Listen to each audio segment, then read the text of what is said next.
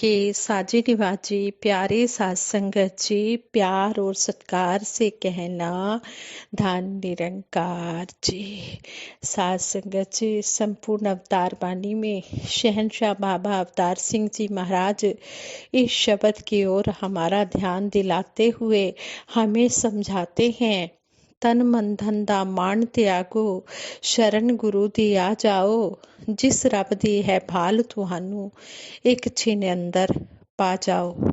कितना सुंदर हमें समझाया है कि तन मन धन का अभिमान छोड़कर गुरु की शरण में आ जाओ और जिस परमात्मा को तुम पाना चाहते हो गुरु की शरण में आकर उसको पालो।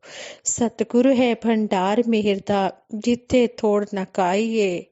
सतगुरु मालिक कुल अकलां दा, रूहां दा भी स्वामी है। आपे नाम जपावन वाला आप ही सतगुरु नामी है। सत्संगत जी कहते हैं कि प्रभु परमात्मा का ज्ञान होने के बाद इंसान में समर्पण भाव आ जाता है और फिर वह अधिकारों की बजाय अपने फर्जों को प्रधानता देने लगता है। फर्ज जब सामने रहते हैं तो अधिकार की भावना सामने आती ही नहीं। मन में अहंकार को सिर उठाने का मौका मिलता ही नहीं है। इसी प्रकार दासी स्टोरी आप जी के चरणों में शेयर करने जा रही है, तो इस स्टोरी को आप जी पूरा सुनना। इस स्टोरी में क्या समझाया गया है ये भी आप ध्यान से देखना कि किस तरह मन की बात की गई है। सात संगत जी कहते हैं, द्वापर युग की बात है। उन दिनों उज्जैन में राजा शिखी ध्वज का राज्य था। शिखी ध्वज का राज्य था। शिखी ध्वज बहुत नीति कुशल और धर्मपरायण राजा था।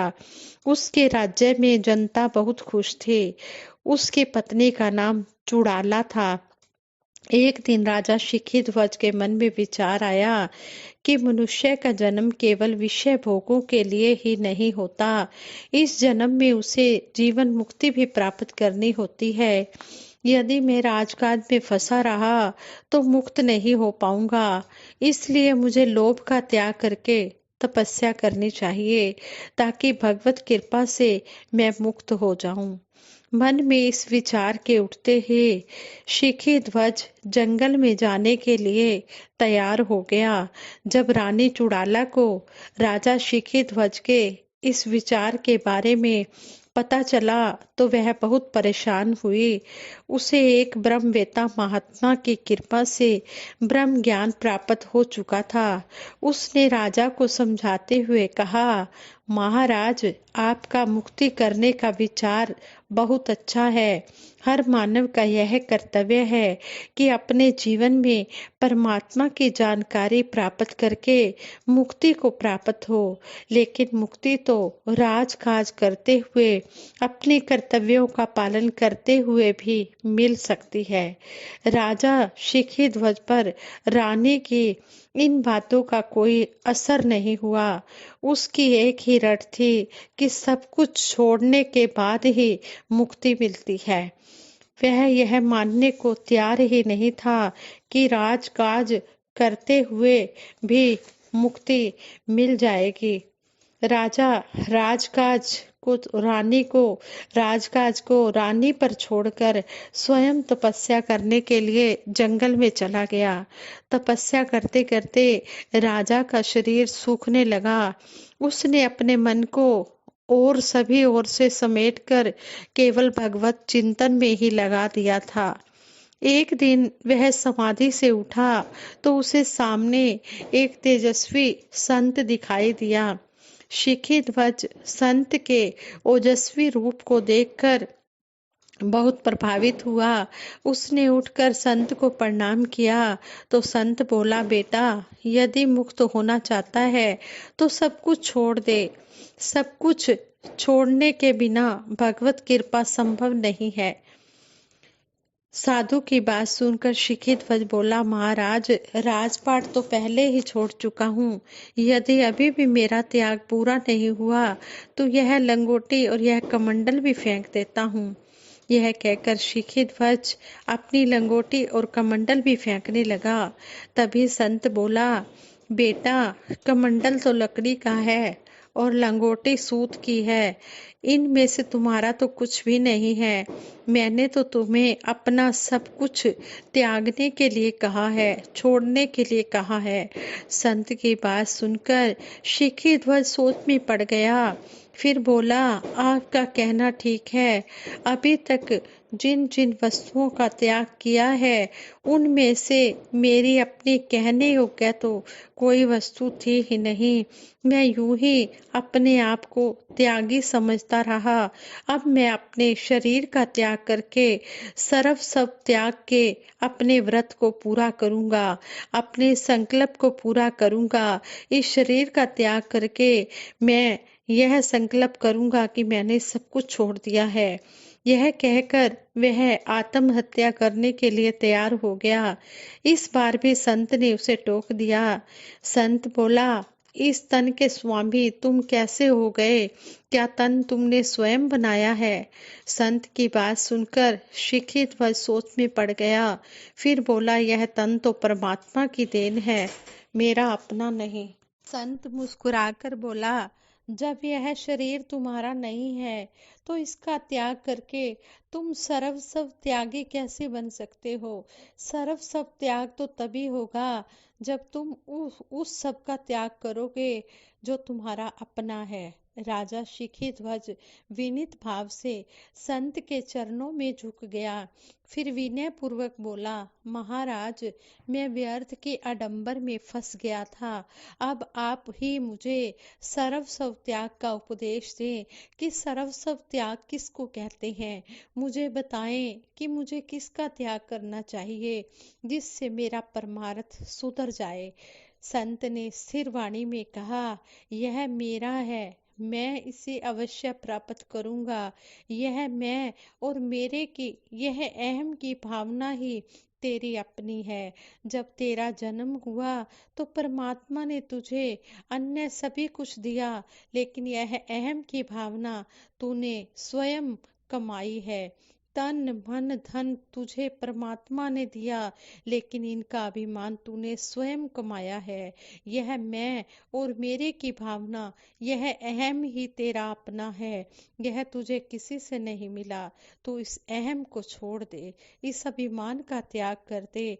इस अभिमान का त्याग ही सर्व सब का त्याग है। इस मैं को त्याग दे। जिस तरह सर्व सब त्याग के लिए राजकाज को, परिवार को छोड़ने की कोई भी जरूरत नहीं, बल्कि इनके साथ जुड़ी मैं की भावना को छोड़ने की जरूरत है। जो समर्पित भाव से कर्म कर और जा समर्पित भाव से कर्म कर और अपनी मैं को बीच में से निकाल कर राज्य का संचालन कर, यही सर्वस्व त्याग है। राज्य का संचालन करते हुए प्रभु परमात्मा की भक्ति करता चला जा, तेरी मुक्ति होनी संभव है। राजा शिखी ध्वज को सर्वस्व त्याग का मतलब समझ आ गया था। वह अपनी राजधानी लौट गया और समर्पित भाव से राजकाज करने लग गया।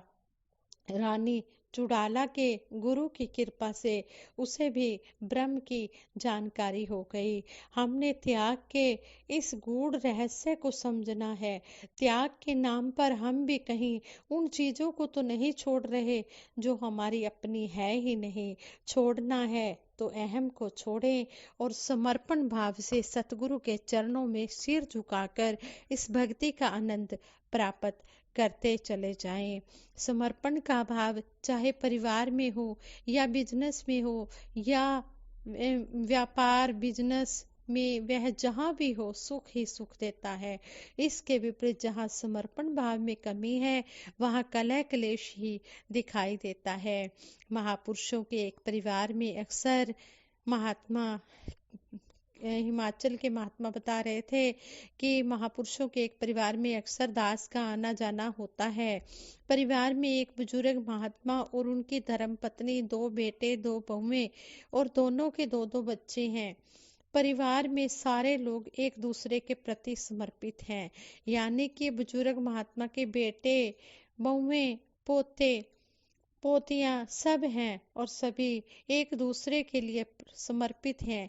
यह देखकर हैरानी होती है कि आजकल के समय में जहाँ एक दूसरे से बात करते समय हम अपनी विद्वता का दिखावा करते हैं, वहीं पर संत महात्मा सतगुरु के सामने समर्पण भाव से अपना जीवन जीते चले जाते हैं।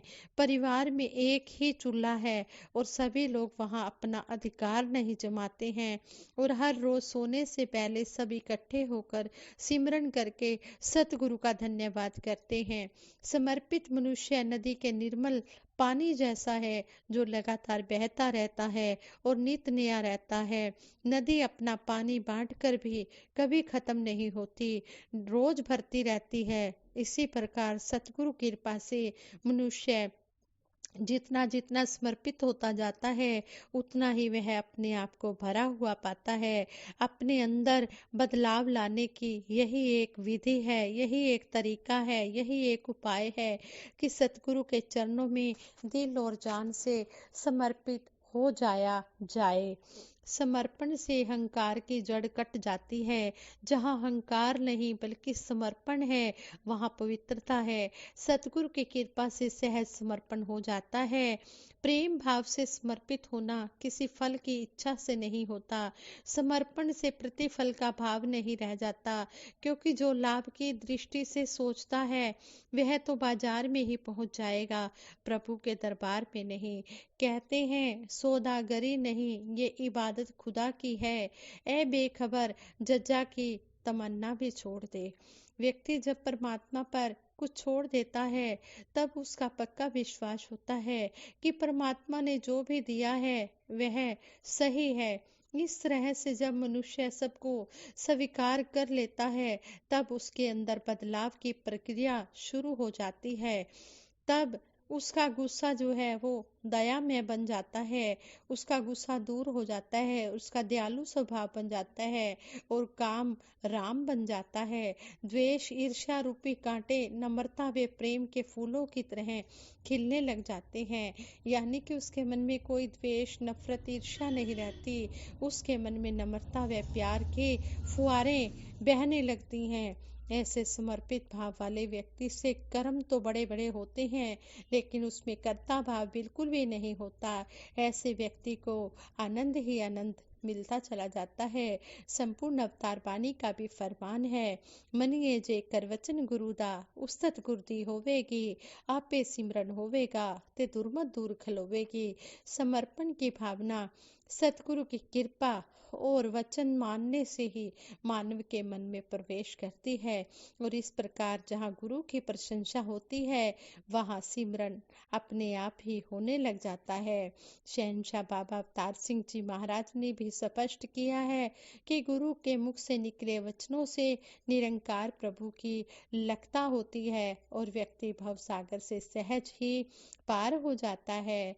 गुरु वचन है ज्ञान गुरुदा, निरंकार है इसका नाम, आप तरे मन के कुल तारे, जम राजा भी करे सलाम। भाणा मन्ने निरंकार दा, सतगुर ते विश्वास करे, कहे अवतार सदा होए सुखिया, देवलोक विच वास करे। साथ संगत जी, जो समर्पण अपने मन में ले आता है, कहते हैं कि ऐसे संत को देवलोक में वास मिल जाता है।